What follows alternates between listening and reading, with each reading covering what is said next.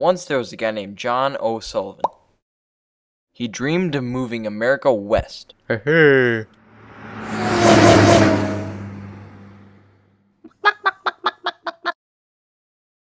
Spain and Great Britain had claimed some of that land first, but that didn't bother him. This is what's known as Manifest Destiny, which is the belief that it's a nation's destiny to expand their country, peacefully or by force. In 1803, the U.S. bought a huge area of land from France for $15 million, and it more than doubled America's size. It was a bargain for America, which made U.S. citizens very happy, especially farmers, because now the Mississippi River was open for crop export. After that, America tried to buy Florida from Mexico, but they refused. This really ticked off settlers.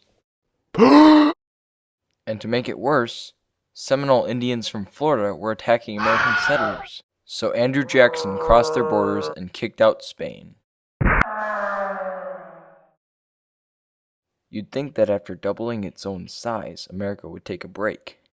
But, thanks to Moses and Stephen Austin, settlers flocked to Texas. Texas was Mexico's at the time, and they had a lot of rules. Hey! The settlers didn't like that, so they rebelled.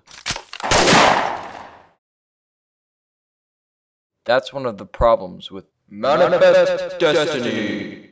It gets really messy, really fast.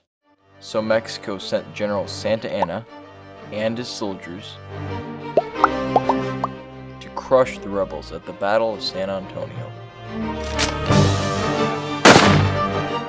They had a big fight, which lasted 12 days.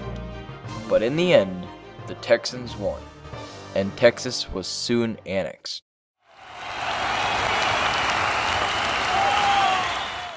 But if it wasn't for the efforts of the now defeated group called the Alamo, led by Davy Crockett, Texas may have never been freed from Mexico. Anyway, in 1804, America sent explorers Lewis and Clark to find a route through the Oregon country. They succeeded, but their route wasn't exactly safe.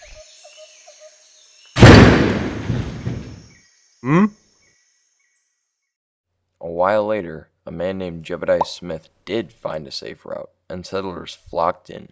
The ground there was filled with rich soil. Unfortunately, Britain wanted some of the Oregon country, so rather than start a war, America divided it with Britain at the 49th parallel. By that time, a new president, President Polk, was in office, and he was kind of obsessed with expanding the USA to the limit. So, he tried to buy more land from Mexico, and you can guess their reaction. Another fight. President Polk would have a second chance, though, because in 1846, Mexican soldiers assaulted American soldiers patrolling the Rio Grande.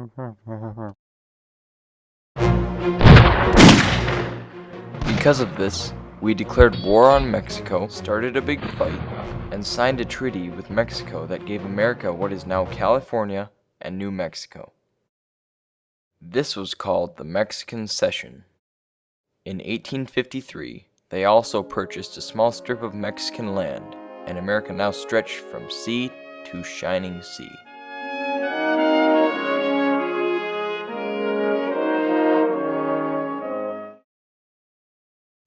The end.